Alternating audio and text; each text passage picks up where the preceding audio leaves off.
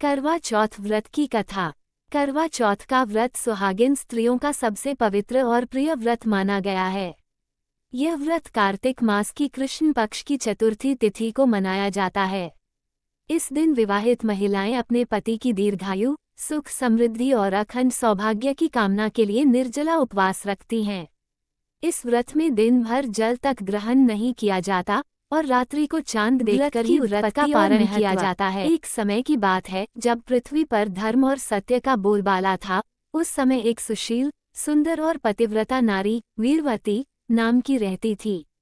वीरवती 7 भाइयों की इकलौती बहन थी। माता पिता ने बहुत लाड़ प्यार से उसका पालन पोषण किया था। जब वह विवाह योग्य हुई तो एक योग्य और सज्जन पुरुष से उसका विवाह कर दिया गया। शादी के बाद प्रथम करवा चौथ का अवसर आया। वीरवती अपने मायके आई हुई थी। सास ससुर ने उसे अनुमति दी थी कि वह पहला व्रत अपने भाइयों और माता पिता के साथ रखे। वह अत्यंत श्रद्धा और विश्वास के साथ व्रत रखती है। सुबह स्नान करके उसने माता पार्वती, भगवान शिव और गणेश जी का ध्यान किया, फिर व्रत की प्रतिज्ञा ली। मैं आज निर्जला उपवास रखूंगी और चंद्र दर्शन के बाद ही जल ग्रहण करूंगी। भगवान शिव पार्वती मेरी साक्षी वीरवती ने बिना जल पिए व्रत निभाया। समय बीतता गया, सूर्य अस्त हो गया, परंतु चंद्रमा का दर्शन नहीं हुआ। भूख प्यास से उसका शरीर कांपने लगा, चेहरा पीला पड़ गया। भाई अपनी बहन की ये दशा देखकर व्याकुल हो उठे। उन्होंने सोचा, भाइयों की चाल। भाइयों ने एक उपाय निकाला। उन्होंने पास के पीपल के पेड़ के नीचे जाकर एक चलनी में दीपक रख दिया। कुछ दूर से देखने पर ऐसा प्रतीत हुआ मानो चांद निकल आया हो। वे दौड़ते हुए अपनी बहन के पास आए और बोले, बहन देखो, चांद निकल आया है, अब व्रत खोलो। भाइयों की बात पर विश्वास करके वीरवती ने दीपक की लौ को चांद समझकर अर्घ्य दिया और पति का मुख देखकर व्रत तोड़ लिया। जैसे ही उसने पहला निवाला मुख में डाला, उसे छींक आ गई। दूसरा निवाला खाया तो उसे खबर मिली कि उसका पति बीमार पड़ गया है।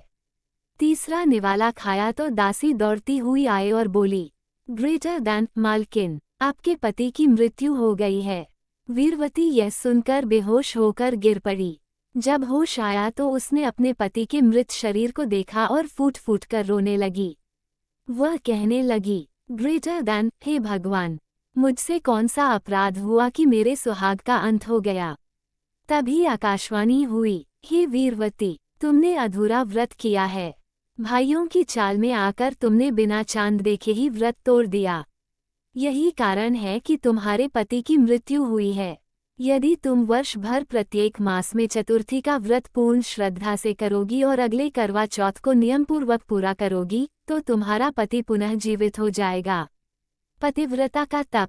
वीरवती ने अपने अपराध को स्वीकार किया और दृढ़ निश्चय किया कि वो पूरे वर्ष हर मास की चतुर्थी को व्रत करेगी।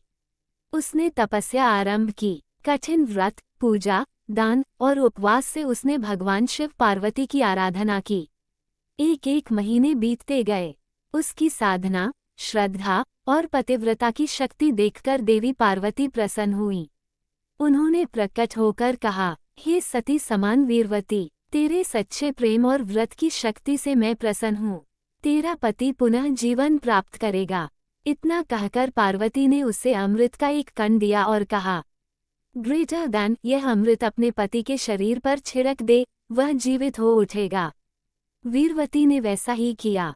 जैसे ही अमृत उसके पति के शरीर पर गिरा, वह उठकर बैठ गया और बोला, मुझे अत्यंत गहरी नींद आ गई थी।